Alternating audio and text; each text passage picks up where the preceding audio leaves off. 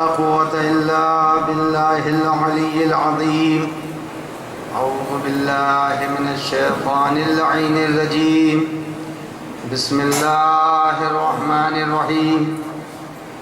الحمد لله رب العالمين والعاقبة للمتقين والنار للعاصين والملحدين والصلاة والسلام والتحية والإكرام على نبي الرحمة وشفيع الأمة صاحب الوقار والسكينة المدفون بأرض المدينة العبد المؤيد والرسول الممدد المصطفى الأمجد المحمود الأحمد أبي القاسم محمد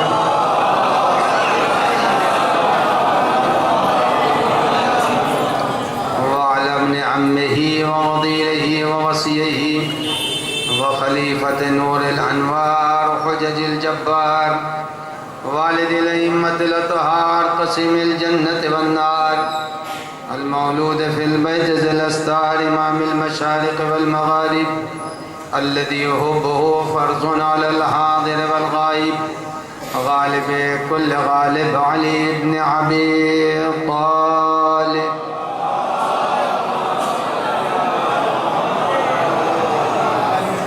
وعلى آله الطيبين الطاهرين المعصومين المنتجبين المخاطبين لا سيما على بقية الله الأعظم حجة ابن الحسن المهدي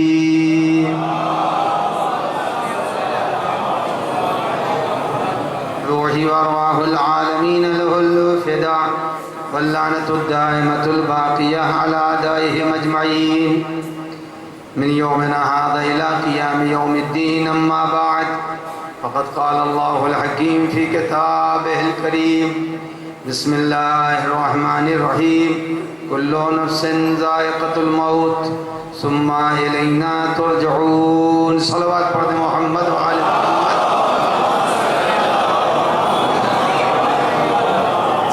آپ حضرات سے گزارش ہے کہ ایک مرتبہ سورہ فاتحہ کی تلاوت فرما کر مرحوم غضنفر علی، حسینی بی بی، محبوب علی، بدر الحسن، ضیاء الحسن، نجم الحسن، حسن عسکری، نفیس خاتون، احمد الولا، اعجاز حسین، مجاہد حسین ابن غضنفر علی صاحب مرحومین کی ارواح کو ایصال فرما دیں. بسم اللہ.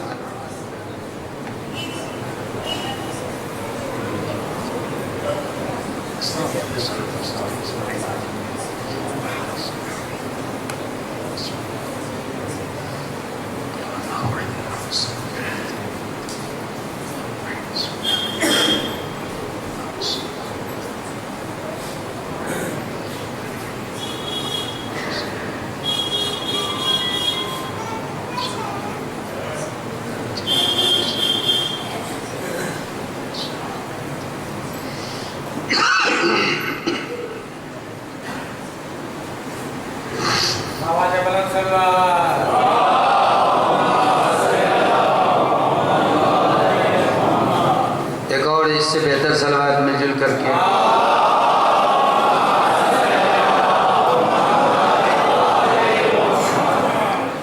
گزشتہ 2 مجلسوں میں نے اسی آیہ کریمہ کے ذیل میں آپ کی خدمت میں آیت سے متعلق گفتگو اس منزل تک پہنچائی شب کی مجلس میں کہ موت ایک ایسی حقیقت ہے جس حقیقت سے کسی کو انکار نہیں ہے. ان لوگوں نے بھی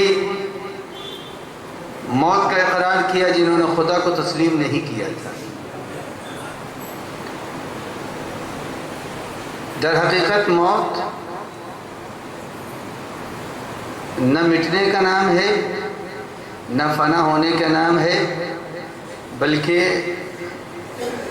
ایک طولانی سفر کے پہلے مرحلے کا نام ہے.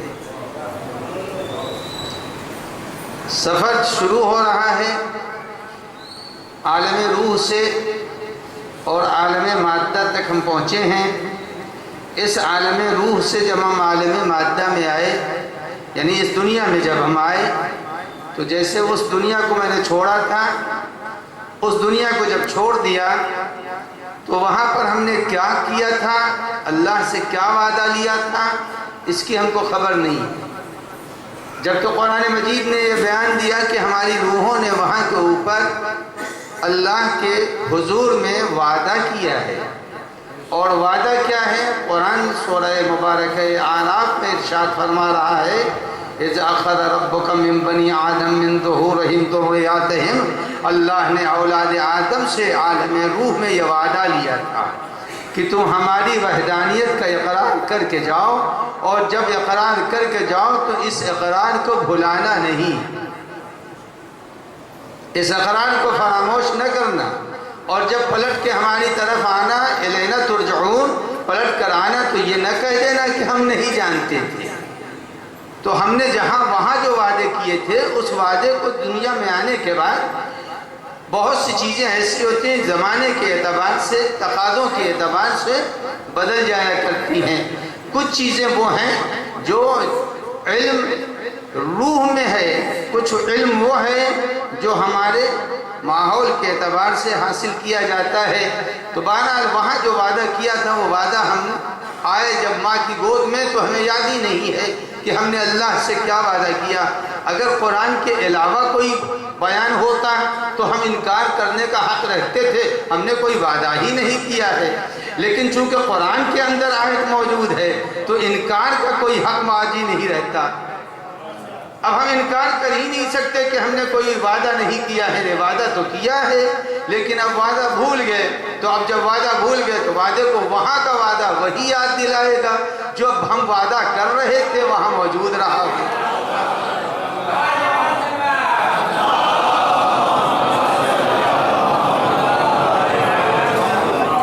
پہلے تو نہیں تھا مگر اب ہونے لگا ہے، چونکہ اب نوجوان باہر کے ملکوں میں جانے لگے۔ پہلے جب نکاح ہوتا تھا تو نکاح میں گواہ نہیں ہوتے تھے، نکاح نامے پر کوئی گواہ نہ نکاح نامہ ہوتا تھا نہ گواہیاں ہوتی تھی۔ بزرگوں کے نکاح کو دیکھ لیجئے، لیکن اب چونکہ نوجوان باہر جانے لگے ہیں تو سب پروسیجر کی بنیاد کے اوپر، تو اب معلوم ہوا کہ جو جہاں موجود رہتا ہے وہی تو گواہی دے گا۔ جب نکاح ہو رہا تھا جو موجود ہے اسی کا نام لکھا جائے گا، تو گواہ کے لیے واقعے کے وقت موجود ہونا ضروری ہے۔ اگر واقعے کے وقت کوئی موجود نہیں رہے گا تو وہ گواہ نہیں بن سکتا ہے۔ عزیزان گرامی، روح نے وعدہ کیا تھا، اب روح نے وعدہ کیا تو ہمیں کیا معلوم ہم نے کیا وعدہ کیا تھا؟ اب یہ تو وہی بتائے گا جو وعدہ کرتے وقت موجود رہا ہو، جو وعدے کے وقت موجود رہا ہو۔ اب میں نے جب دنیا پر نظر ڈالی تو سب کو بونا پایا، کوئی نہیں ملا جو وہاں کے وعدے کو یاد دلا دے، کوئی بھی مجھے دکھائی نہیں دیا، اس لیے کہ جو آ رہا ہے قرآن مجید ارشاد فرما رہا ہے کہ واللہ اخرجکم من بطون امہاتکم لا تعلمون شیئا۔ جب تم آغوش مادر میں آئے تو جاہل آئے ہو، تو جاہل کیا بتائے گا کہ وہاں پر ہم نے کیا وعدہ کیا ہے؟ جاہل کوئی نہیں بتا سکتا، اس وعدے کو وہی بتائے گا جو پیدا ہونے کے بعد آغوش میں آ کے کہے یا رسول اللہ اجازت ہو تو قرآن پڑھ دوں، اجازت ہو تو توریت پڑھ دوں۔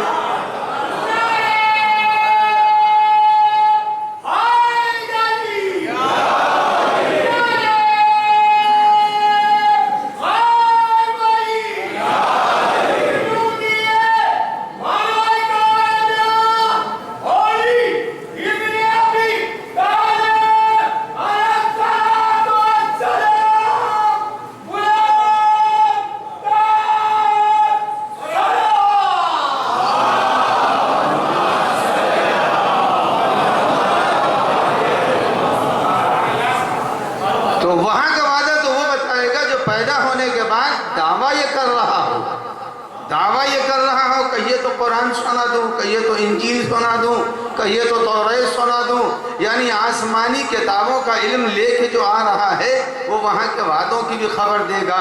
اب وہاں جو وعدے ہم نے کیے تھے اس وعدے کی یاد دہانی جب کرا رہا ہے تو کہیں اور کوئی اور نہیں، کہیں نہیں ملتا مجھے کسی نے اس وعدے کی یاد دہانی کرائی ہو، چونکہ جتنے ہیں سب گواہی نہیں ہے۔ جب گواہ نہیں تو گواہی مانی نہیں جائے گی۔ گواہ کون تھا؟ اس نے نہج البلاغہ کے پہلے خطبے میں بعثت انبیاء کا جب ذکر کیا، جب بعثت انبیاء کا ذکر کیا تو ارشاد ہو رہا وَبَعَثَ إِلَيْهِمْ انبیاءَهُ وَبَعْثَ إِلَيْهِمْ رُسُلًا، اللہ نے پے در پے متواتر رسولوں کو بھیجا۔ کیوں بھیجا؟ بیان کرتے کرتے ام المؤمنین فرماتے لِيَسْتَعْدُوهُمْ مِيثَاقَ فِطْرَتِهِ، تاکہ انسانوں نے عالم روح میں جو وعدہ کیا تھا اس وعدے کو یاد دلا دے۔ تو معلوم یہ ہوا کہ ہم نے جو وعدہ کیا تھا وہ وعدہ وہاں کے اوپر ہے، وعدہ وہاں کے اوپر ہے۔ وعدے کی یاد دہانی کوئی نہیں دنیا میں کرا سکتا۔ اگر کرا سکتے ہیں تو یا نبی اکرم کرائیں گے یا ان کی گود کے پالے ہوئے افراد پیدا اس وعدے کو یاد دلائیں گے۔ تو عزیزان گرامی، ہم نے وعدہ وہاں کے اوپر کیا ہے تو حیات وہاں سے لے کے چلے، اس لیے کہ جب حیات لے کے چلے ہیں تو حیات وہاں کے اوپر وعدہ کسی آپ نے کہیں دنیا میں دیکھا کسی کو پکڑ کے پاگل خانے سے لائے ہوں، کہا تم ہم سے ایگریمنٹ کر لو؟ کہیں پاگل سے ایگریمنٹ ہوتا ہے ہمیشہ؟ ارے چھوڑ دیجئے پاگل، اچھا بھلا چھوٹا سا ننھا منا بچہ 7 برس کا ہے، کیا کسی عدالت میں اس بچے سے ایگریمنٹ کرایا گیا ہے؟ الا یہ کہ کوئی پاگل ملک ہو۔ پاگل ملک کی بات کو چھوڑ دیجئے، کہنے کو سپر پاور ہے لیکن نہایت پاگل ہے کہ ہے سپر پاور لیکن نہایت پاگل ہے کہ 6 برس کے بچے کے ہاتھ میں، سبھی نے تو دیکھا ہے یوٹیوب پر کہ سپر پاور نے 6 برس کے بچے کے ہاتھ میں ہتھکڑی لگا دی، اور اس سے زیادہ احمق وہ لوگ ہیں کہ 2 برس کے بچے کے اوپر جیل کا فرمان صادر کر دیا۔ تو عزیزان گرامی، ہمیشہ یہ اصول ہے کہ ایگریمنٹ عاقل سے لیا جاتا ہے۔ جب عاقل ہوگا تو ایگریمنٹ اس سے ہوگا، عہد اس سے ہوگا، پیمان اس سے ہوگا، گفتگو اس سے ہوگی۔ تو اب معلوم یہ ہوگا کہ قرآن مجید جب یہ کہتا ہے اذ اخذ ربک من بنی آدم، اللہ نے جب اولاد آدم سے عہد و پیمان لیا، عہد و پیمان اللہ نے جب بنی آدم سے لیا تو کئی جگہ پر اللہ نے عہد و پیمان لیا۔ سورہ مبارکہ اعراف میں ارشاد ہے کہ اللہ نے وحدانیت کا اقرار لیا، وحدانیت کا اقرار لیا، وحدانیت کا عہد و پیمان کہ اللہ کو ایک ماننا، 2 نہ ماننا، اللہ کے علاوہ کسی اور کو اپنا خدا نہ ماننا۔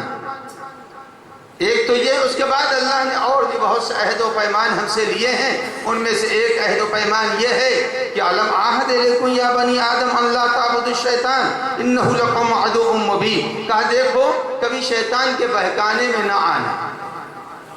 یہ 2 عہد و پیمان ہیں تو بہت سے۔ تو اب عزیزان گرامی، عہد و پیمان جب کسی سے لیا جاتا ہے تو عہد و پیمان کرنے والے کو عاقل ہونا چاہیے، پاگل دیوانہ بچے سے عہد و پیمان نہیں کیا جاتا۔ اب آئیے عقل کے مراحل، ذرا مشکل ہو جائے گی، پڑھے لکھے یہاں بیٹھے ہیں، بزرگوں سے مخاطب نہیں ہیں، نوجوانوں سے مخاطب ہوں۔ عقل کے مراحل ہیں، عقل ایک نہیں ہے۔ عقل نباتات میں بھی ہے، گھاس درخت نباتات میں بھی عقل ہے، حیوانات میں بھی عقل ہے، انسان میں بھی عقل ہے، لیکن یہ ساری کے سارے جتنے بھی مرحلے عقل کے ہیں ان میں عقل کامل نہیں ہے، عقل کامل اس میں نہیں ہے۔ اب میں اشارہ کر دوں کہ نبات میں بھی عقل ہے، صرف جنگلوں میں چلے جائیے یا بڑے بڑے باغات میں چلے جائیے اور گھر پر بیٹھے ہوئے ڈسکوری میں بھی دیکھ لیجئے۔ یہ بات آشکار ہے کہ اگر گھنا باغ ہے اور باغ میں کوئی بیل وغیرہ ہے تو وہ جب چل رہی ہے، چلتے چلتے جب وہ درخت پر چڑھتی ہے تو اس طرف نہیں جاتی جہاں سایہ ہوتا ہے، اس درخت پر چڑھتی ہے جہاں سورج کی روشنی ملتی ہے۔ تو 2 باتیں سمجھ میں آئیں کہ نباتات میں بھی یہ عقل ہے کہ جہاں سایہ ادھر نہیں بڑھا جاتا، جہاں کے اوپر سورج کی روشنی پڑ رہی ہے وہاں بڑھا جاتا ہے۔ تو یہ عقل اس میں ہے، شعور ہے اس میں، لیکن یہ شعور ہم نے اس کو نبات کی حد تک رکھا ہے۔ مگر اتنی بات تو سمجھ میں آ گئی کہ جنگلوں اور باغات کے اندر پائے جانے والی جو بیل اور لتریں ہیں وہ بھی بڑھتی ہیں تو اس کھلی ہوئی فضا میں جہاں روشنی پڑ رہی ہے، یعنی نبات ہو کر کے وہ نور کی طرف بڑھ رہی ہے، نبات ہو کے وہ نور کی طرف بڑھ رہی ہے۔ جب نور کی طرف، نبات نور کی طرف بڑھ رہی ہے تو اسی کو تو پیغمبر نے کہا انا وعلی من نور واحد، ہم اور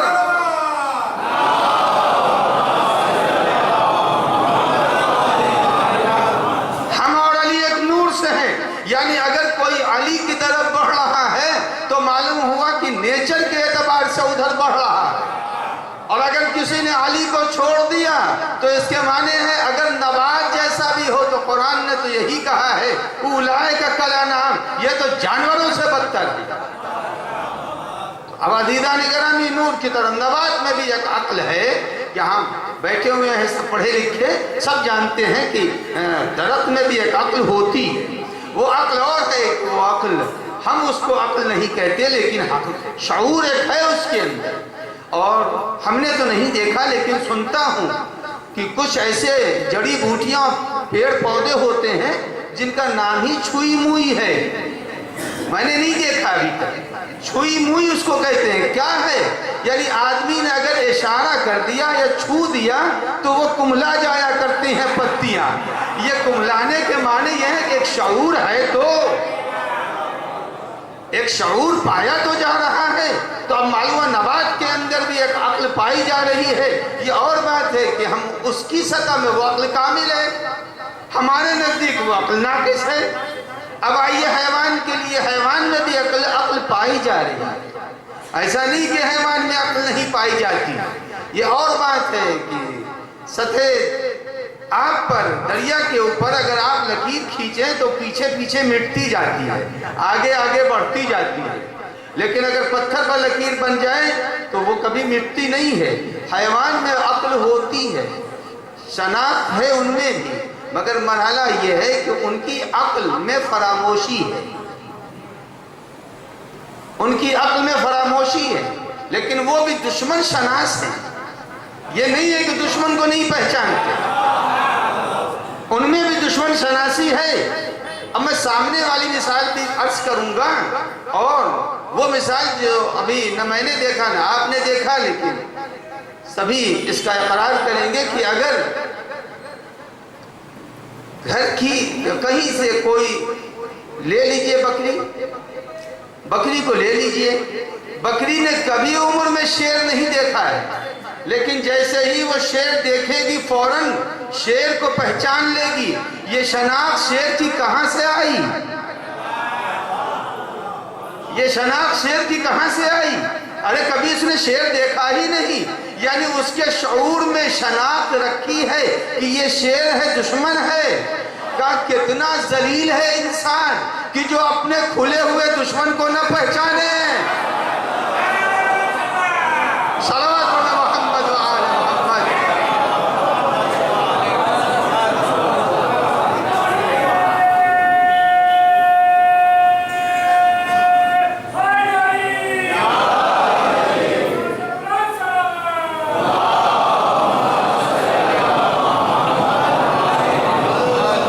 یہ تو جنگلوں کی مثال میں دے رہا ہوں، آئیے گھروں میں دیکھ لیجئے، مرغی اپنے بچوں کے ساتھ صحن خانہ میں گھوم رہی، کبوتر آیا بے حس بیٹھی رہی، چیل آ گئی فوراً اس نے ایک مرتبہ تیور بدل دیے، وہ اچھل کے چھت کے اوپر بھی جا سکتی ہے، بچوں کو باخبر کیا، ہوشیار کیا، چیخنے لگی۔ یہ اس کو کیسے معلوم یہ کبوتر ہے یہ چیل ہے، یہ مخلص ہے یہ دشمن ہے؟ یہ کہاں سے معلوم ہوا یہ مخلص ہے یہ دشمن ہے، یہ بے ضرر ہے یہ خطرناک ہے؟ معلوم کہاں سے ہوا؟ یعنی معلوم ہوا جانور ہے تو ضرور، لیکن اتنا شناخت رکھتی ہے یہ گھر کی پلی ہوئی مرغی کہ یہ ہمارا مخلص ہے، یہ بے ضرر ہے، یہ باقت، یہ خطرناک ہے۔ عزیزو جب جانور خطرناک کو پہچان رہے ہیں تو ہم انسان کیوں نہیں اسے خطرناک مان لے جس کو قرآن کہتا ہے اِنَّا شَدَّ النَّاسِ عَدَاوَةً لِلَّذِينَ آمَنُوا الْيَهُودِ، سب سے زیادہ تمہارا دشمن خطرناک یہود ہے۔ تو معلوم ہوا اگر اب ہم اس دنیا میں رہنے کے بعد اپنا دشمن نہ پہچانے تو ہم تو جانور سے بدتر ہو جائیں گے۔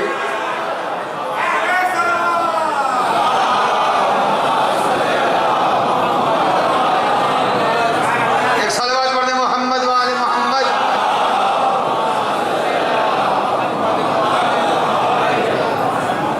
اور ایک بات اور درمیان میں عرض کرتا چلوں، بات تو رہ جائے گی، جو عقل کی طرف جا رہا ہوں، لیکن درمیان میں نوجوانوں کو مخاطب کر دوں اور انہی سے مخاطب بھی ہونے کو متوجہ بھی کرنا ہے۔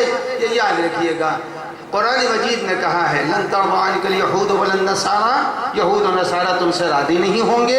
ان اشد الناس عداوة للذين آمنوا واليهود، کہا مومن کے سب سے زیادہ شدید دشمن یہودی ہیں۔ یہود و نصارہ تم سے راضی نہیں ہوں گے۔ اب تو دنیا نے دیکھ بھی لیا، دنیا نے دیکھ لیا۔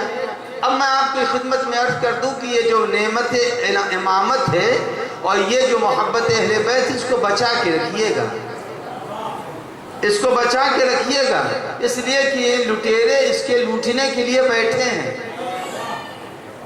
لٹیرے اس کے لوٹنے کے لیے بیٹھے ہیں۔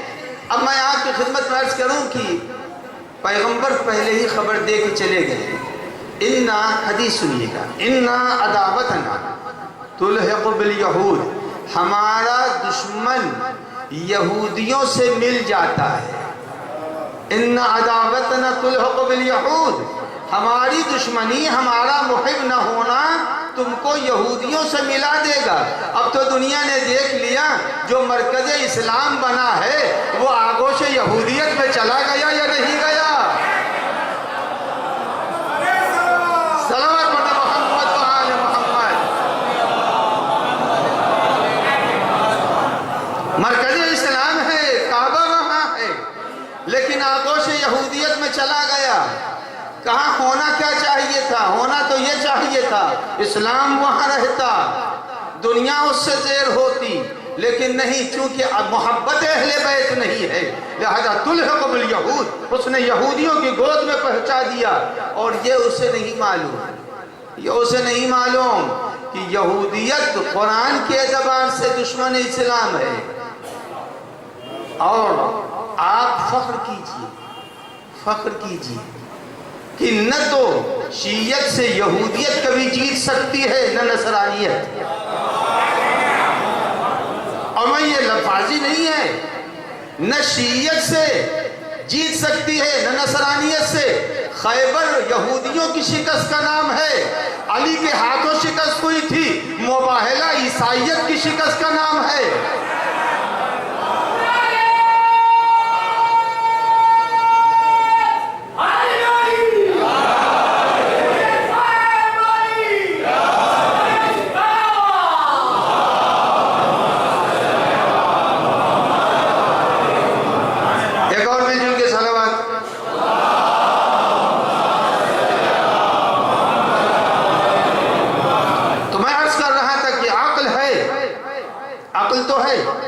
تو نبات میں بھی عقل ہے، اس میں بھی شعور ہے، اور حیوان میں بھی عقل ہے کہ وہ اپنے دوست اور دشمن کو پہچان رہی ہے۔ اب اس کے بعد آئیے مرحلہ انسان کا آتا ہے۔ انسان تو ماشاءاللہ ان کے لیے تو کچھ کہنے کی، سبھی اپنے کو عاقل کہہ رہا ہے۔ دنیا کا کون ہے جو اپنے کو عقل مند نہ کہتا ہے؟ سبھی اپنے کو عقل مند کہہ رہے ہیں، لیکن یہ عقل ہے تو ضرور، اس عقل میں ہے کیا؟ گھر بنا لینا۔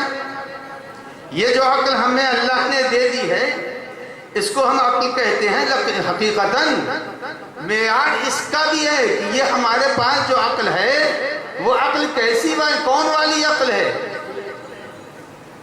آج اس کا بھی مسئلہ نوجوانوں کے لیے حل کر دوں، بزرگ سب جانتے ہیں یہ جو عقل ہمارے پاس ہے یہ ہمارے پاس کون والی عقل ہے؟ عقل کامل ہے یا عقل ناقص؟ جلدی بتائیے گا، بولنا پڑے گا، کون والی عقل ہے؟ وہ تو ڈر کے بتا دیا ورنہ کہنے والے نہیں تھے۔ صلوات پڑھ دے محمد و آل محمد، ورنہ بتاتے نہیں، یہ تو ہمارے لہجے سے پکڑ گئے کہ ہماری عقل کامل نہیں ہے۔ تو عزیزان گرامی، یہ عقل جو ہمارے پاس ہے اس عقل میں ہم کرتے کیا ہیں؟ اس عقل میں وہی کرتے ہیں، گھر بنا لیتے ہیں، اس عقل میں یہ ہے کہ کھانے کے سامان فراہم کر لیتے ہیں. اس عقل میں یہ ہے کہ ہمارے یہاں نسلیں بڑھ رہی ہیں. یہی تو اس عقل کا فائدہ ہے. عزیزان گرامی، اب عزیزان گرامی ایک بات یاد رکھیے، اگر یہی ہے عقل کہ اپنے لیے روزی کا فراہم کر لینا، مکان کا بنا لینا، نسلوں کی افزائش کرنا، اگر یہی عقل ہے تو چیونٹی بھی تو ذخیرہ کرتی ہے، لے کے دانے کو اپنے گھروں میں جا رہی ہے. چیونٹی بھی تو جا رہی ہے اپنے ننھے سے منہ میں لے کے، معمولی سے دانے کو لے کے اپنے گھر میں ذخیرہ کر رہی ہے. تو چیونٹی سے بہتر تو نہ ہوئے؟ وہ بھی تو کر رہی ہے. کہاں جتنے بھی پرندے ہیں وہ اپنی افزائش نسل کے لیے گھونسلے بنا رہے ہیں، گھونسلے بنا رہے ہیں. اب جب گھونسلے بنا رہے ہیں تو وہ گھونسلے بنا رہے ہیں، ہم گھر بنا رہے ہیں. تو ان کے اور ہمارے میں فرق کیا ہوا؟ تو گویا کہ جیسے وہ حیوان ہے افزائش نسل کے لیے گھر بنا رہا ہے، رہائش کے لیے گھر بنا رہا ہے، اپنی آئندہ زندگی کے لیے دانے فراہم کر رہا ہے، ہم بھی ایسے ہی ہیں. ہم میں بھی دو طرح کے لوگ ہیں. کچھ وہ ہیں جو برسات سے پہلے آمادہ ہو جاتے ہیں، کچھ وہ ہیں جو ہر روز کی زندگی میں اپنی روزیوں کو کما رہے ہیں.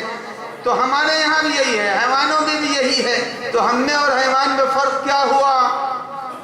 فرق کیا ہوا؟ وہ بھی حیوان ہے، ہم بھی حیوان. وہ بھی یہی کر رہے ہیں، ہم بھی یہی کر رہے ہیں. تو ان کے پاس جو عقل ہے، ان کی عقل میں اور ہماری عقل میں کوئی زیادہ فرق تو نہیں ہوا. بس یہ ہے کہ ہم انہیں بگاڑ دیتے ہیں، وہ ہمیں بگاڑ نہیں پاتے. اب عزیزان گرامی، یہ عقل نہیں ہے جو ہمیں ملی ہے. یہ عقل تو حیوانوں والی عقل ہے. اب عقل کون سی ہے جو کامل عقل ہوگی؟ 2 دن کے بعد ایام اعضا شروع ہو رہے ہیں. اب آئیے میں عقل کامل کو بتا دوں کہ عقل کامل کس کو کہتے ہیں. سرکار سید الشہداء امام حسین علیہ السلام،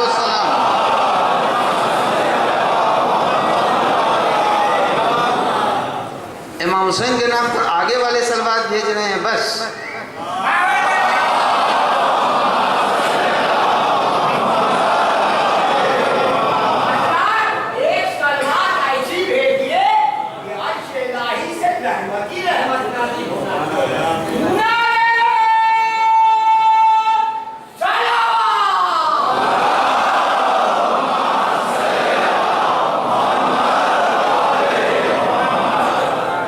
اشارہ کیا جا رہا ہے کہ ذرا مومنین سے کہیے وہ آگے تشریف لائیں.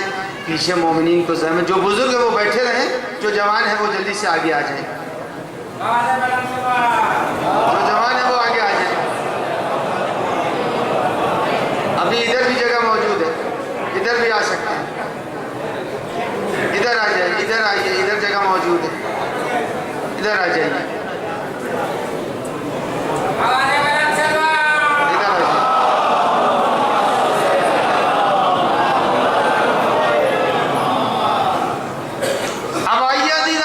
تو یہ عقل تو معلوم ہو گئی ہماری عقل کی بساط کیا ہے، اس کی حقیقت کیا ہے، یہ ہماری عقل ہے کیا.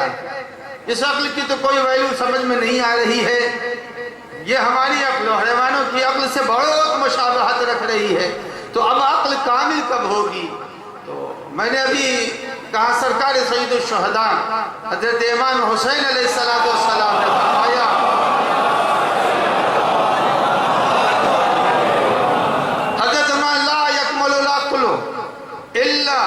باتباع الحق. حضرت نے فرمایا عقل کامل ہی نہیں ہو سکتی، اس وقت تک عقل کامل نہیں ہوگی جب تک کہ آدمی حق کی پیروی نہ کر رہا. لا يكمل العقل الا باتباع الحق. جب تک آدمی حق کی پیروی نہ کر رہا ہو اس وقت تک اس کی کامل عقل نہیں ہو سکتی. جب عقل کامل ہوگی تو حق کی پیروی کرے گا. اب حق، رات کی مجلس میں نے کہا اللہ نے حق کو مجسم کر کے بتا دیا ہے. حق کیا ہے؟ غدیر میں اللہ کے نبی نے کیا کہا تھا؟ اللہم، علی کو اٹھا کے اللہم عادل الحق حیث دار علی. صلوات پڑھیں محمد و آل محمد.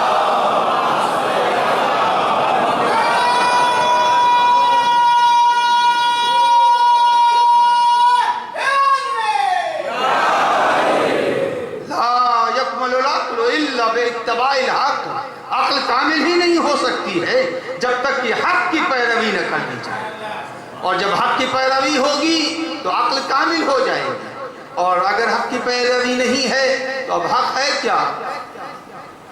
اللہ نے حق کی پہچان بتا دی ہے۔ تو رات کی تقریر میں نے کہا ذات اہل بیت حق ہے۔ اب آئیے دوسرے حق کو پہچاننا۔ حق اسی کو کہتے ہیں جہاں شک و شبہ نہ ہو۔ کئے انگلی ہے؟ کوئی شک و شبہ نہیں، سبھی نے کہا 5 انگلی ہے، لیکن اگر کوئی فاصلے سے ہوتا ہے تو اسے شک ہوگا، پتہ نہیں انگوٹھا دبا کے بول رہے ہیں یا انگوٹھا پھیلا کے بول رہے ہیں، سمجھ ہی میں نہیں آ رہا ہے، دور سے بیٹھے ہیں۔ تو جو قریب ہوتا ہے اسے شک و شبہ نہیں ہوتا، اسی لیے قرآن نے کہا قریب ہو تم۔ کس سے قریب ہو؟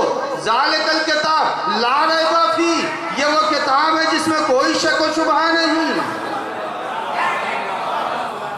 تو اب قرآن وہ کتاب ہے جس قرآن کے اندر کوئی شک و شبہ نہیں۔ اس کے بعد قرآن دوسری آیت میں ارشاد فرما رہا ہے ان ھذا القرآن، اب دیکھیں اشارہ کر دیا قریب کی طرف، ان ھذا القرآن یہدی للتی ہے اقوم، یہ وہ کتاب ہے جو تمہیں سیدھے راستے کی ہدایت کرے گی، سیدھے راستے کی، یہ کتاب تمہیں سیدھے راستے کی۔ تو حق کبھی جو ہے وہ قرآن کے ساتھ ہے، کبھی قرآن حق کے ساتھ ہے۔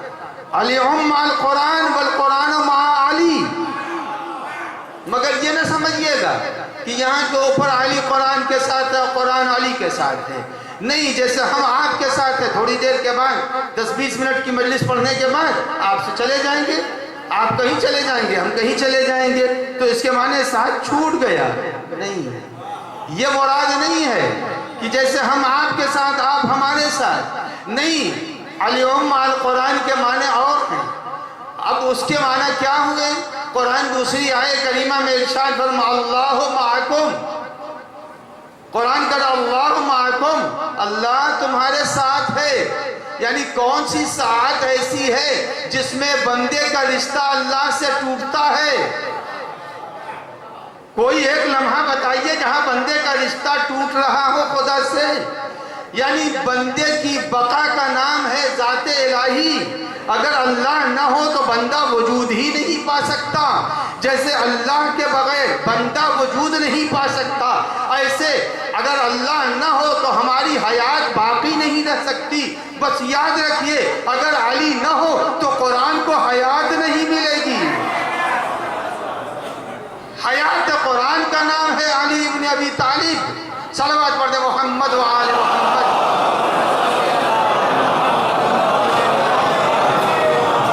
تو ان ھذا القرآن یہدی للتی ہے اقوم، یہ قرآن سیدھے راستے کی ہدایت کرے گا، قرآن میں صلاحیت ہے، ہدایت کرے گا سیدھے راستے کی، اور انسان کے قلب کے اوپر قرآن اثر کرتا ہے، یہ نہیں کہ قرآن اثر نہیں کرتا ہے، قرآن اثر کرتا ہے، لیکن شرط یہ ہے کہ دوائیں تو سبھی کھاتے ہیں، دوا تو سب کھاتے ہیں، لیکن کچھ کو دوائی اثر نہیں کرتی، دوا اثر نہیں کرتی، اس کے معنی یہ ہے کہ دوا جسم کے اعتبار سے صلاحیت جسم نہیں رکھتا ہے، وہی دوا کوئی دوسرا کھا لے تو اب ہم نے تو سنا ہے، خدا کرے اس میں کوئی بھی ایسا نہ ہو، اور جو ہو اسے اللہ شفا دے دے۔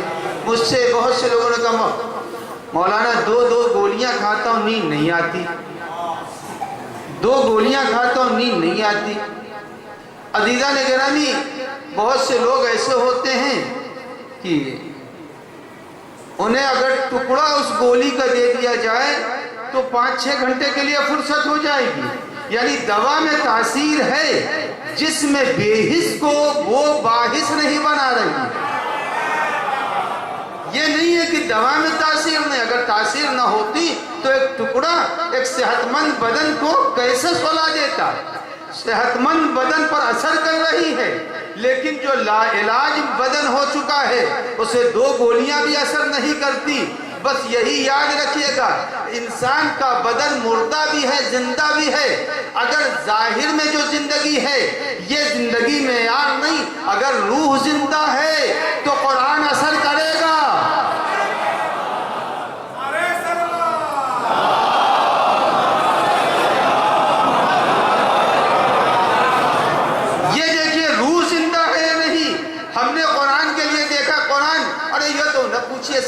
چل رہے ہیں، پھر رہے ہیں، دوڑ رہے ہیں، ایکسرسائز کر رہے ہیں، سب کچھ کر رہے ہیں، بہت اچھا نہیں، وہ دیکھیے روح زندہ ہے یا نہیں زندہ۔ اگر روح زندہ ہے تو قرآن اثر کرے گا، اگر روح زندہ نہیں ہے تو قرآن اثر نہیں کرے گا۔ یہ ہم اپنے سے تھوڑی کہہ رہے ہیں، یہ بات ہم اپنے تئیں تھوڑی کہہ رہے ہیں ممبر کے اوپر۔ عزیزان گرامی، نہج بلاغہ میں مولا کائنات جنگ صفین کا جب تذکرہ کر رہے ہیں تو فرماتے ہیں کہ قرآن تمہارے حلق سے نہیں اترا، قرآن تمہارے حلق سے نہیں اترا۔ معلوم یہ ہوا اگر حلق سے اترے گا تو دل تک پہنچے گا، اور جب دل پر پہنچے گا تو اثر کرے گا۔ جو علی کو چھوڑتے ہیں چاہے وہ کتنی نماز پڑھ ڈالے، قرآن حلق سے اتر گیا تو اثر کرے گا۔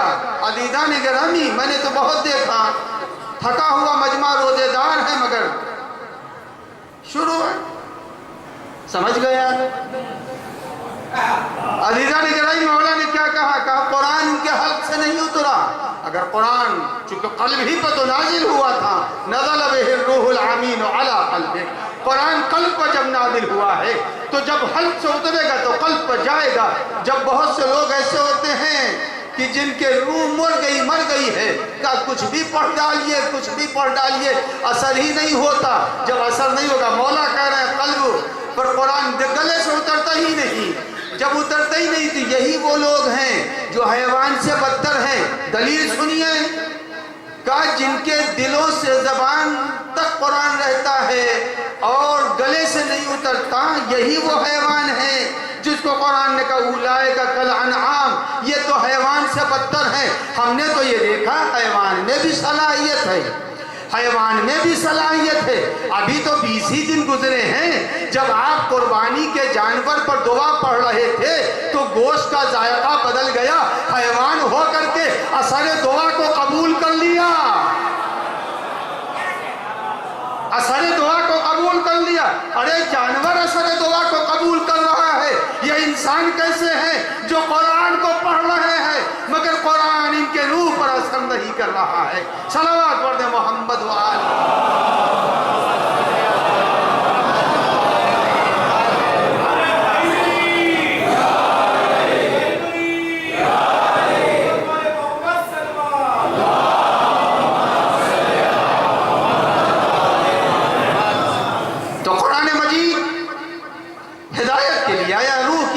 کرے گا۔ روح میں دم ہونا چاہیے، تو روح قرآن کے اثرات ہیں، بے حد اثرات ہیں قرآن کے، بے پناہ قرآن کے اثرات ہیں۔ تو قرآن کو اللہ نے ہدایت کے لیے بنایا ہے،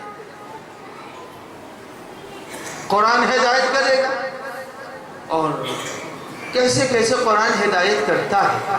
عزیزان گرامی، یہ نہ سمجھیے قرآن کے اندر جاذبیت، چاشنی ہے۔ شرط یہ ہے کہ ہم اس چاشنی، اس لذت کو محسوس کریں۔ یہ تو قطعاً نہ سمجھیے کہ ارے مولانا عربی تو ہم جانتے نہیں، عربی تو ہم جانتے نہیں، پڑھتے رہیے، پڑھیے، اثر کرے گی۔ اگر بے جان گولی اثر کر رہی ہے، بے جان گولی اگر اثر کر رہی ہے تو قرآن تو حیات نو کا نام ہے، وہ تو اثر کرے ہی گا۔ تو اب قرآن اثر کرتا ہے جس پر اثر کر جائے، جس پر اثر کر جائے۔ قرآن کی تاثیر یہ ہے، قرآن اثر کرے گا۔ ایک سلوات پڑھ دے پہلے محمد و آل محمد پر۔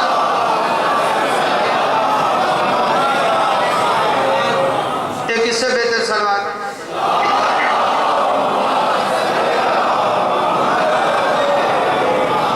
قرآن اثر کرے، لیکن شرط یہی ہے قرآن کے اثر کی کہ آپ ہر چیز کے ایک مفتاح، کنجی ہے۔ جب تک کنجی نہیں ہو تالا کھلے گا نہیں، تالا کھل ہی نہیں سکتا ہے جب تک کہ کنجی نہ ہو، اور کنجی جب ہے تو تالا کھلے گا، اور جب تالا کھل گیا تو آپ اس گھر کے اندر وارد ہو سکتے ہیں۔ کہ سارے قرآن کی کنجی کا نام ہے بسم اللہ الرحمن الرحیم۔ بسم اللہ قرآن کی کنجی کا نام، اور رب العزت نے سب سے پہلے اپنے کلام کے آغاز میں بسم اللہ الرحمن الرحیم لکھا. یہی پر ایک واقعہ میں نقل کر دوں جو بزرگوں نے لکھا ہے. ایک صاحب تھے جن کا بہت بڑا دروازہ بہت بڑا تھا. جب دروازہ بڑا تھا تو ایک دن ایک فقیر گزرنے لگا. اس نے کہا بہت بڑا پھاٹک لگا ہوا ہے. اس نے کہا دروازہ اتنا بڑا ہے تو دل بھی بڑا ہوگا. دروازہ بڑا ہے تو دل بھی بڑا ہوگا. وہ گیا, اس نے کھٹکھٹایا تو صاحب خانہ نے دروازہ کھولا. جب دروازہ کھولا تو کہا کیا ہے؟ کہا کچھ نہیں, بڑا دروازہ دیکھا. کہا میں ضرورت مند ہوں, کچھ دے دیجئے. انہوں نے سخت لہجہ اختیار کیا اور دروازہ بند کر دیا. دوسرا دن آیا, وہ ایک کدال لے کے آ گیا اور کدال لے کے آنے کے بعد دروازہ کھودنے لگا. اب جو دروازہ کھودنے لگا کہ میں اسے گرا دوں گا. صاحب خانہ نے کہا کیوں گرا رہے ہو؟ کہا دروازہ اتنا بڑا ہے, دل اتنا بھی نہیں ہے. دل اتنا بھی نہیں. کہا دروازہ بڑا ہے تو دل بھی بڑا ہونا چاہیے. عزیزان گرامی, رب العزت نے کہا چاہے کتنوں تم بڑے ہو جاؤ لیکن میں رحمان ہوں, میں رحیم ہوں. اللہ نے اپنے دروازے کے اوپر رحمان بھی لکھا ہے, رحیم بھی لکھا ہے. کہا دونوں لکھ دیا. کہا دروازہ میرا بڑا ہے. کہا جتنا بھی جیسے بھی ہو تم آؤ تو ہمارے در پر, آؤ گے تو ہم دیں گے, مانگو گے تو ہم دیں گے. اللہ نے اپنے ہر سورہ کے پہلے بسم اللہ الرحمن الرحیم لکھ دیا تاکہ کوئی یہ نہ سمجھے کہ میں رحمان نہیں ہوں, میں رحیم نہیں ہوں. کہا میں بہت بڑا رحمان ہوں. تم سوچ نہیں سکتے ہو میں کتنا بڑا رحمان ہوں. تم سوچ نہیں سکتے ہو میں کتنا بڑا رحیم ہوں. جتنے سورے ہیں سارے سوروں میں رب العزت نے بسم اللہ کو پیشانی سورہ پر لکھ دیا ہے. اب دیکھیں, ہو سکتا ہے کہ کسی نوجوان نے ذہن میں یہ ابھی گردش دینا شروع کر لیا کہ سورہ توبہ میں تو نہیں ہے, سورہ توبہ میں تو نہیں ہے. عزیز وہ معیار نہیں ہے. سورہ توبہ انفال کا حصہ ہے. سورہ توبہ انفال کا حصہ ہے. معصوم نے فرمایا کہ سورہ انفال کا حصہ ہے سورہ توبہ, لہذا درمیان میں کہیں تھوڑی آتا ہے بسم اللہ الرحمن الرحیم. اور یہ جو بات کہی جاتی ہے کہ چونکہ وہ اس میں آیے غضب ہے لہذا بسم اللہ نہیں ہے, تو تبت یدا ابی لہب میں کون رحمت نازل ہو رہی ہے؟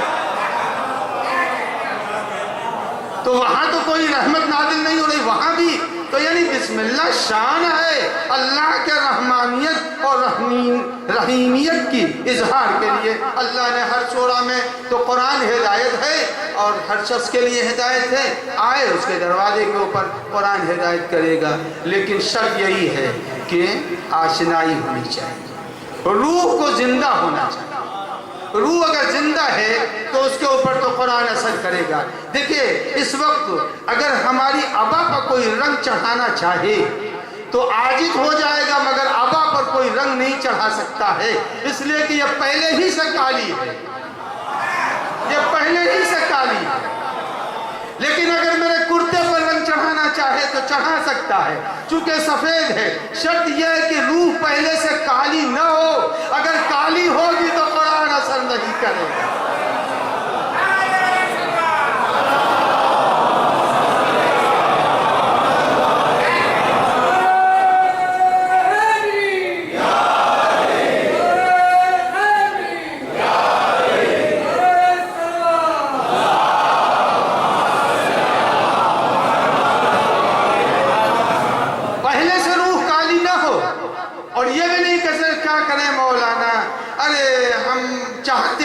چاہتے سے کچھ نہیں ہوتا, چاہنے سے کچھ نہیں ہوتا. اللہ نے پہلے ہی بیان کر دیا ہے, ہماری طرف سے کوئی عیب نہیں تھا, ہماری طرف سے عیب نہیں تھا. عیب تمہاری طرف سے یا تمہارے والدین کی طرف سے. اب والدین کا بھی قصور ہے لیکن انہی میں سے کبھی کوئی نکل آتا ہے. قرآن مجید نے فرما دیا کہ یہ وہ کتاب ہے جو ہدایت کرے گی, لیکن اللہ نے بتا دیا کل مولود یولد علی فطرت الاسلام, ہر بچے کے اندر صلاحیت ہے ہر پیدا ہونے والے میں خدا شناسی رکھی گئی ہے، لیکن اس کے والدین اسے کبھی یہودی بنا دیتے ہیں، کبھی نصرانی بنا دیتے ہیں۔ یہودی اور نصرانی بنانا والدین کی وجہ سے ہے، ورنہ بچے کے اندر کوئی عیب نہیں تھا۔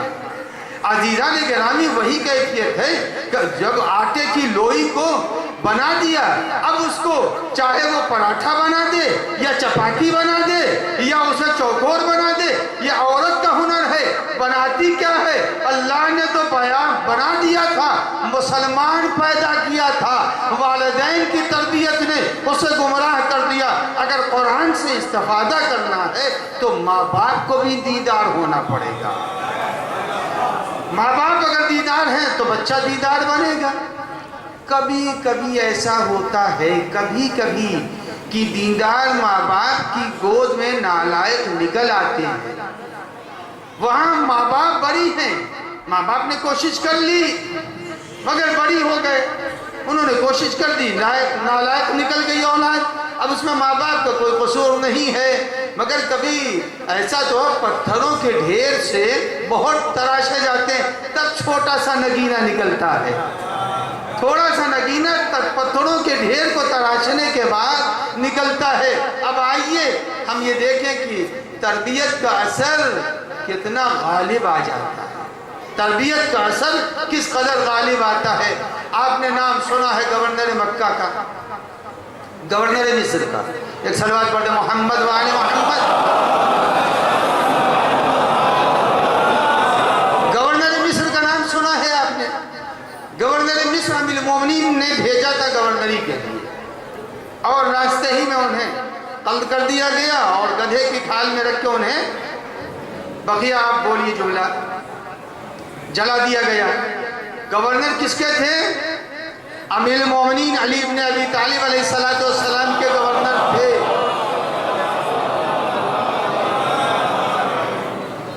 عزیزان گرامی، بس اشارہ کروں گا، بافہم مجمع ہے، پڑھا لکھا مجمع ہے، باشعور مجمع ہے۔ علی کی تربیت کا اثر کتنا ہوا؟ جو امیر المومنین کی تربیت اور علی کے اشاروں میں آ جاتا ہے، تربیت میں آتا ہے، وہ اتنا بلند ہو جاتا ہے کہ جناب محمد کی جب شہادت ہوئی ہے تو امیر المومنین سے کسی نے پوچھا آپ کو کتنا غم ہوا؟ آپ کو کتنا غم ہوا؟ نہج بلاغہ کی کلمات قصار میں یہ ہے کہ کتنا غم ہوا؟ تو امیر المومنین نے فرمایا مجھ کو اتنا ہی غم ہے جتنا قاتل کو خوشی ہوئی ہے۔ قاتل کو جتنا خوشی ہوئی ہے اتنا مجھے غم ہوا ہے۔ اب میں تربیت کے اوپر ایک شعر سنا دوں اپنے استاد کا تاکہ ان کی روح بھی شاد ہو جائے۔ آپ لوگ ان کی پہلے روح کے لیے ایک صلوات پڑھ دیں، محمد وآل محمد۔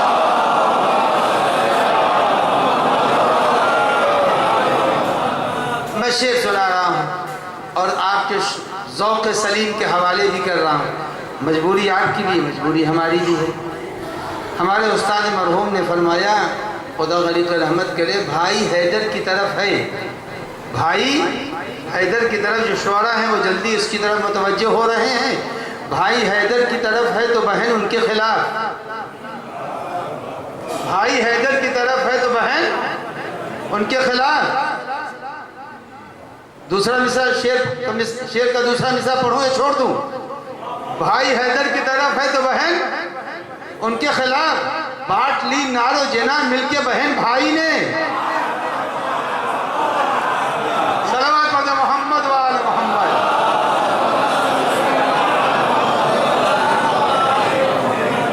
بھائی حیدر کی طرف ہے تو بہن ان کے خلاف، بانٹ لی نار و جنا مل کے بہن بھائی نے۔ تو تربیت کا اثر تو پڑتا ہی ہے۔ تو بہرحال قرآن ہدایت کی کتاب ہے، جب قرآن ہدایت کی کتاب ہے تو سب سے اچھی ہدایت اسی کو نصیب ہوگی جو قرآن کے ساتھ ہوگا، مگر قرآن خود ہدایت نہیں کر سکتا ہے،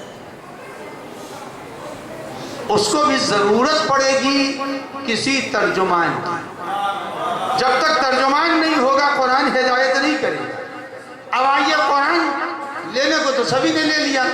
میں اکثر ایک جملہ کہا کرتا ہوں، میڈیکل اسٹور کا مالک بن جانے سے ڈاکٹر نہیں ہوا کرتا۔ میڈیکل اسٹور کا مالک بن جانے سے ڈاکٹر نہیں ہوتا. اگر میڈیکل اسٹور کے مالک بن جانے سے ڈاکٹر نہیں بنتا تو قرآن لے لینے سے کوئی عالم قرآن بھی نہیں بنے گا. کوئی عالم قرآن بھی نہیں بنے گا. لہذا بے شمار ایسے مواقع تاریخ اسلام میں اور تاریخ اہل بیت میں ہیں کہ آنے والوں نے قرآن کے لے لینے کا دعویٰ تو کیا مگر جب گتھیاں الجھنے لگی تو سلجھا نہ سکے. اب آئیے میں ایک واقعہ بیان کر کے اور آپ کی زحمت کو تمام کروں گا. ایک شخص آیا ہے عیسائی مذہب. زمانہ ہے زمانے امام علی نقی علیہ السلام.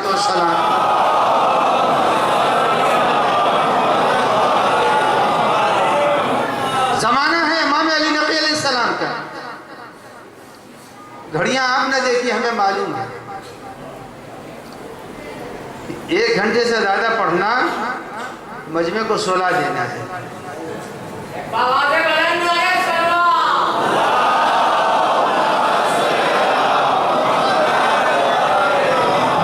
تو ابھی آپ چونکہ چاق چوبند ہے لہذا ہمارے جملے سے کیا 1 گھنٹہ ہو گیا جی ہونے جا رہا ہے. صلوات پڑھنے محمد و آل محمد.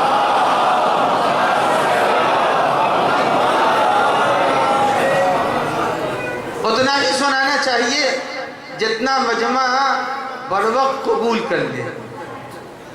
دوا پورے مہینے کی 1 دن تھوڑی کھا لی جاتی ہے بھائی. پورے مہینے کی دوا 1 دن نہیں کھائی جاتی. تو 1 دن اگر مجمع مل جائے تو اس کے معنی یہ تھوڑی کہ اس کو ایک دم تھکا دیجئے کہ پھر اس کے بعد جو ہونا وہ ہو ہی جائے گا. صلوات پڑھنے محمد و آل محمد. تو عیسائی آیا. زمانہ ہے زمانے امام علی نقی علیہ السلام. عیسائی پر جرم یہ ہے کہ اس نے ایک مسلمان خاتون سے رابطے جنسی کیا ہے. گرفتار ہو کے حاکم کے سامنے آیا. جب حاکم کے سامنے آیا اس نے کہا کہ کیا تم نے یہ عمل انجام دیا ہے؟ تو اس نے کہا ہاں. تو جو دربار میں بیٹھے ہوئے قاضی تھے تو بادشاہ وقت نے نام کیا ممبر پر لیا. بڑا ظلم کیا اس نے. حرم امام حسین کو اس نے مسمار کرایا ہے, کئی بار کرایا ہے. قاتل امام علی نقی علیہ السلام ہے. بس اتنا سمجھ لیجئے متوکل ہے لعنت اللہ علیہ. تو اس نے یہ پوچھا اپنے تمام قاضیوں سے کہ یہ بتاؤ اس کی سزا کیا ہے. تو قاضیوں نے کہا چونکہ اس نے غلط کام کیا ہے, زنا کی ہے, لہذا اسے قتل کر دیا جائے گا. اس کی سزا یہی ہے. جیسے ہی اس نے یہ سنا اس نے کہا لا الہ الا اللہ محمد رسول اللہ. مجرم تھا مگر چالاک تھا. مجرم تھا مگر چالاک تھا. اسے یہ بات معلوم تھی. پیغمبر کی حدیث ہے, صحیح حدیث ہے, الاسلام یجب ما قبل. اسلام وہ ہے اگر کوئی شخص کسی دوسرے مذہب سے آ گیا ہے اور اس نے کلمہ لا الہ الا اللہ پڑھ لیا ہے. اب مثلا تو اس نے جو زمانے کفر میں نمازیں نہیں پڑھی تھیں, روزے نہیں رکھے تھے, تو اب اسلام کہتا ہے چلو اب تمہارا اسلام لانا اس پچھلی نمازوں کا بدل بن جائے گا. اسے یہ حدیث معلوم تھی. جب اس نے دیکھا کہ مجھے قتل کر دیا جائے گا تو فوراً اس نے کہا لا الہ الا اللہ محمد رسول اللہ. اب جب یہ کہا لا الہ الا اللہ محمد رسول اللہ تو نتیجہ کیا ہوا؟ اب ایک قاضی نے دوسرے قاضی کا ایسی غضب کر دیا. کیا ہوا؟ قاضی تو مسلمان ہو گیا. اب مسلمانوں کا سزا کیسے دی جائے گی اس کو؟ تو سزا دی نہیں جا سکتی. دوسرے نے کہا نہیں ہونا چاہیے. اب آپس میں قاضی ہی جو ہم ایک دوسرے کو کیوں نہیں مار رہے ہیں. عزیزان گرامی چوچو چوچو ہونے لگی. یہ کہنے ان کو سزا تو وہ کہنے نہیں ہو سکتا. یہ قاضی لڑ رہے ہیں. جب قاضی آپس ہی میں لڑ رہے تھے چونو چرا ہونے لگے. عزیزان گرامی جو علی کو چھوڑ دیتا ہے یوں ہی لڑتا ہے. اب بادشاہ کے سر پر کھڑا ہوا جو پنکھے جھل رہا تھا وہ تھا تو دربار ظالم میں لیکن دل میں نور تھا. دل میں نور تھا. جیسے اندھیروں میں نماز پڑھ لی جاتی ہے ایسا ہی ماحول کے اندھیرے میں دل نورانی تھا. اس ملازم نے جو پنکھا چل رہا تھا اس نے کہا سرکار ان لوگوں کے بس کی بات نہیں ہے, ان لوگوں کے بس کی بات نہیں ہے, مسئلہ نہیں بیان کر سکتے. ایک مطلب تیور سے اس نے دیکھا تو کہا کون بیان کرے گا؟ کہا وہ بیان کرے گا جو قید میں, وہ بیان کرے گا جو قید میں. وہ بھی سمجھ گیا کہ اس کا اشارہ کس کی طرح. ہاں ٹھیک کہتے ہو, ٹھیک کہتے ہو. قید میں کوئی اور نہیں تھا, امام علی نقی علیہ السلام.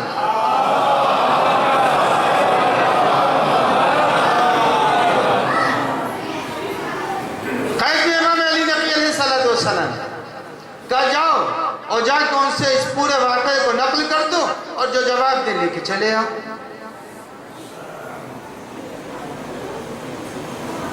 گیا وہ, زندان کھلوایا گیا, امام کی خدمت میں پہنچا.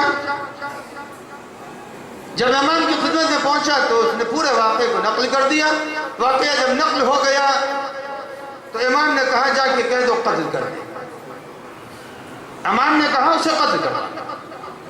اب وہ پلٹ کے آیا ہے ملازم, اور آنے کے بعد اس نے یہ کہا امام علی نقی علیہ السلام فرما رہے ہیں کہ اسے قتل کر دیا جائے.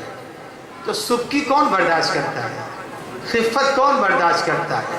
تھوڑا سا تو موقع مل جائے سر اٹھانے کا, کچھ تو زور لگا لو. اب جب امام کے ملازم نے کہا کہ وہ فرما رہے ہیں کہ قتل کر دیا جائے تو جو ادھر ادھر بیٹھے ہوئے تھے انہوں نے کہا کہ سرکار یہ حکم نہ تو قرآن میں ہے, یہ حکم نہ تو حدیث میں, نہ قرآن میں ہے نہ حدیث میں ہے, کہیں کے اوپر یہ حکم نہیں ہے. لہذا ان سے پوچھئے تو کہ یہ حکم ہے کہاں پر, جو فرما رہے ہیں یہ حکم ہے کہاں. اب زبانی تو بات چلے گی نہیں. فوراً بادشاہ نے قلمدان منگوایا اور کاغذ کے اوپر مسئلے کو لکھا. لکھنے کے بعد قلمدان بھیجا, ملازم کو قید میں بھیجا. کہا کہ لکھا اس کے اوپر کہ ہمارے جتنے بھی دربار کے قاضی ہیں سارے کے سارے قاضی کہہ رہے ہیں کہ یہ حکم نہ تو قرآن میں ہے نہ حدیث میں ہے, یہ آپ نے کہاں سے فرمایا؟ امام نے فقط خط کی عبارت کو پڑھے بغیر, جو پڑھتا ہے وہ جاہل ہوتا ہے تو پڑھتا ہے. امام نے عبارت کو نہیں پڑھا اور جیسا ہی ملازم آیا کہا قلم دو, اس نے قلم دیا. کاغذ کے اس پورے حصے کو فولڈ جو پہلے ہی سے تھا, چونکہ رول بنا کر کے جاتا تھا فرمان شاہی, رول کو کھولا بھی نہیں امام نے, بلکہ تھوڑا سا وہ حصہ جس حصے میں تحریر کا جواب چاہیے تھا وہ کھولا, تحریر کو پڑھا نہیں, اور امام نے قرآن کی ایک آیت لکھ دی. آیت کا ایک ٹکڑا امام نے فقط لکھ دیا, پوری آیت ہے, امام نے ایک آیت کا ٹکڑا لکھا. آیت بعد میں پڑھوں گا. امام نے جب آیت لکھ دی, لکھنے کے بعد دربار میں آیت پہنچی تو جتنے بھی قاضی تھے سارے قاضیوں نے آیت کو دیکھنے کے بعد جو کہا ہے وہ سنیے. پتہ چلتا ہے کہ قرآن کے معنی و مطالب کو اگر کوئی غیر اہل بیت بیان کرنا چاہے گا تو گونگا ہو جائے گا, اگر اہل بیت بیان کرنا چاہیں گے تو گویا ہو جائیں گے. صلوات پڑھیں محمد و آل محمد.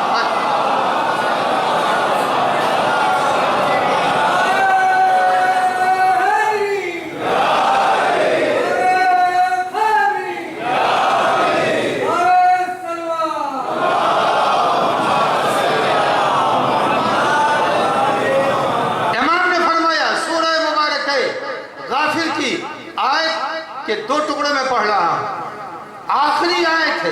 امام نے آیت لکھ دی, فَلَمَّا رَأَوْا بَأْسَنَا قَالُوا آمَنَّا, کہا جب خوف و خطر کوئی دیکھ کے کلمہ پڑھ لے, لَمْ يَكُ ایمانُهُمْ, اس کا اسلام قبول نہیں کیا جائے گا. جب امام نے آیت لکھ دی کہ فَلَمَّا رَأَوْا بَأْسَنَا, جب وہ خوف کو دیکھ کے کلمہ پڑھ لے تو اس کا اسلام قبول نہیں کیا جائے گا. ارے امام نے آیت لکھ کر کے ایک بڑے بڑے مسئلے کے اوپر پڑے ہوئے پردے کو ہٹا دیا۔ امام نے جب آیت لکھ دی، جو دربار کے قاضی تھے وہ کہنے لگے یہ قرآن کی آیت تھی کہاں جو اب تک ہم نے نہیں دیکھی تھی۔ عزیزان گرامی، یہ قاضی کا اعتراف نہیں تھا۔ اب سنیے جملہ، یہ قاضی کا اعتراف نہیں تھا بلکہ اس اعتراف پر تماچا تھا جس نے کہا تھا قرآن کافی ہے۔ صلوات بر محمد۔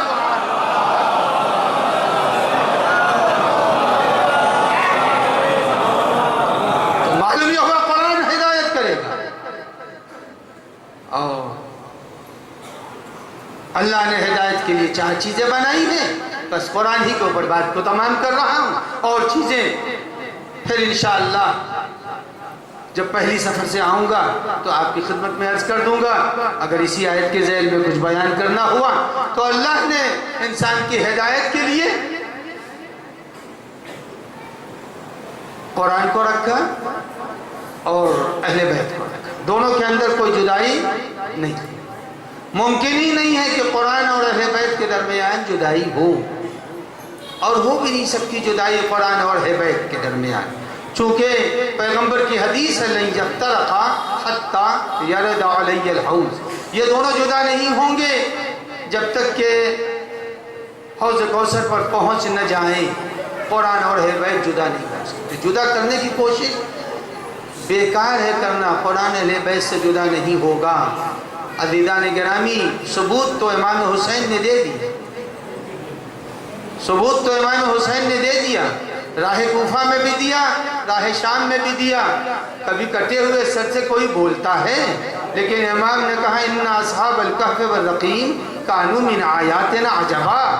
امام نے آیت پڑھ کے بتایا جدائی نہیں ڈالی جا سکتی۔ عزیزان گرامی، یہ مجلس ایک مرد مومن کے ایصال ثواب کے لیے، مسائل 2-4 منٹ کے بعد پڑھوں گا، ذکر کر دوں کہ مرنے والا تھا کیسے، مرنے والا تھا کیسے۔ رات کی مجلس میں بہت سی خوبیوں کو مومنین نے بیان کیا، اس مجلس میں بھی ان کی 2-4 خوبی کو بیان کر دی۔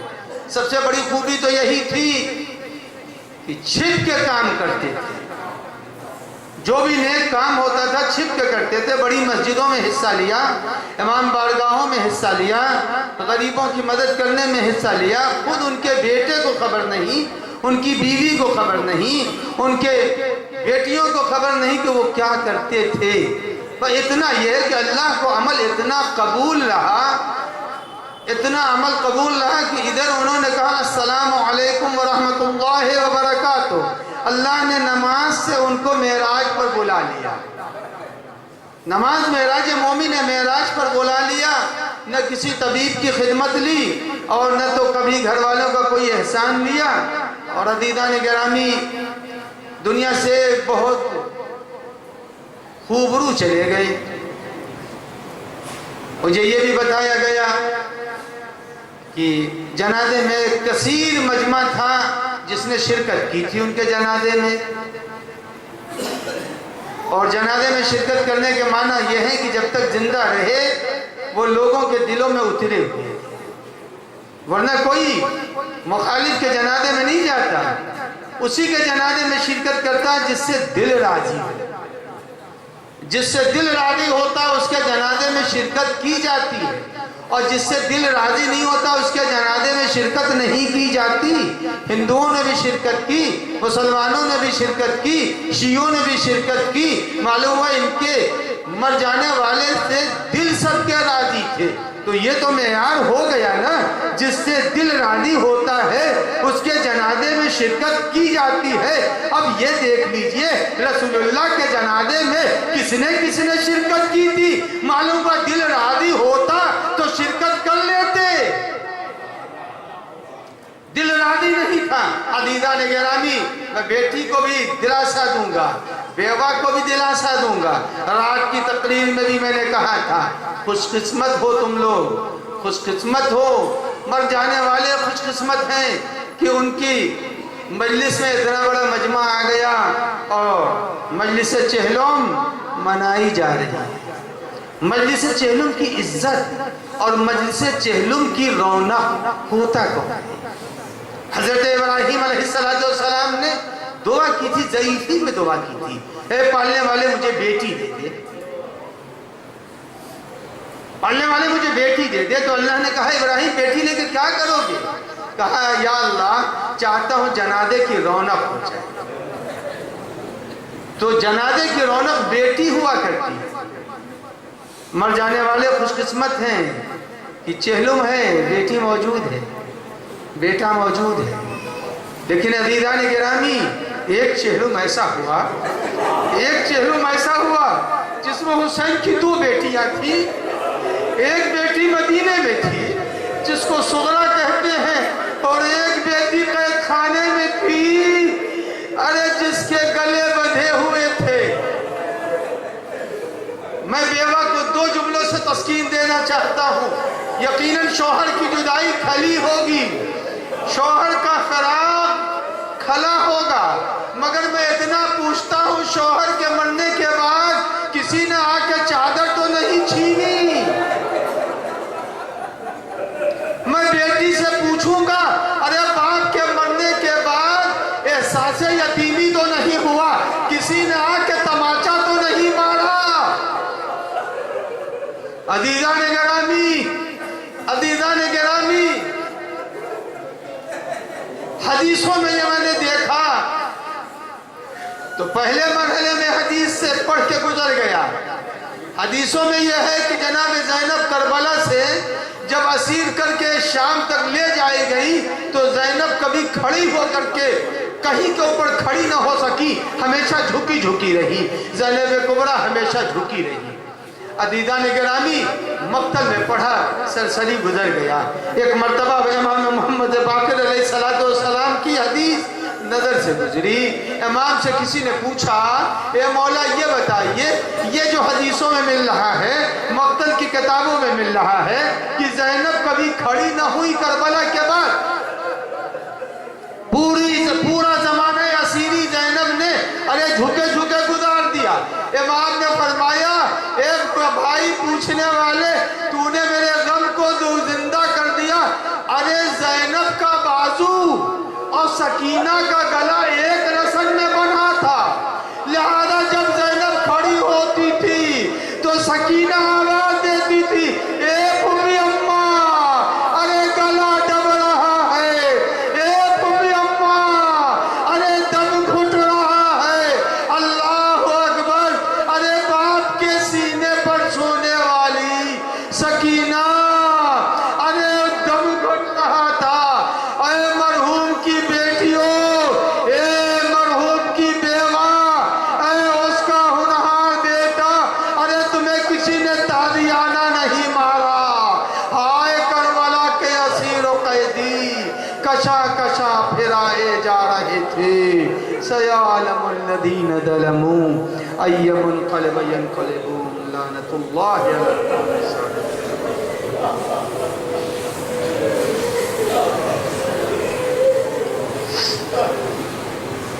یا اللہ یا اللہ یا اللہ یا اللہ یا اللہ یا اللہ یا اللہ، الہی قلب ایمان کو راضی ہو خوشنود فرما، ظہور ایمان میں تعجیل فرما، بیماروں کو شفا عنایت فرما، مرحوم کے درجات کو عالی و متعالی فرما۔ یا اللہ حاضرین کے حاجتوں کو روا فرما، جو بے اولاد انہیں صاحب اولاد فرما، جو صاحب اولاد ان کے اولاد کو متقین اور مومنین اور عزاداران حسین میں قرار فرما۔ پالنے والے واسطہ ملک و بیرون ملک سے جن لوگوں نے دعاؤں کی فرمائش کی، یا اللہ ان سب کی حاجتوں کو روا فرما۔ یا اللہ عزا امام میں رونق عنایت فرما، مسجد و عزا خانوں کو آباد فرما، الہی انقلاب ایران کی تائید فرما، پالنے والے مراجع اعدام کی نصرت فرما، مزارات مقدسہ کے راستوں کو زائرین کے لیے، عاشورہ کے زائرین، اربعین کے زائرین، زینب کبریٰ کے حرم کے راستوں کو محفوظ فرما۔ یا اللہ واسطہ ہے پیغام اہل بیت کے پہنچانے کی توفیق و توانائی عنایت فرما۔ یا اللہ واسطہ ہے ہم سب کا خاتمہ محبت اہل بیت پر فرما، اور شب اول قبر اہل بیت کی زیارت و شفاعت نصیب فرما۔ عذاب قبر، فشار قبر، تاریکی قبر سے نجات عنایت فرما۔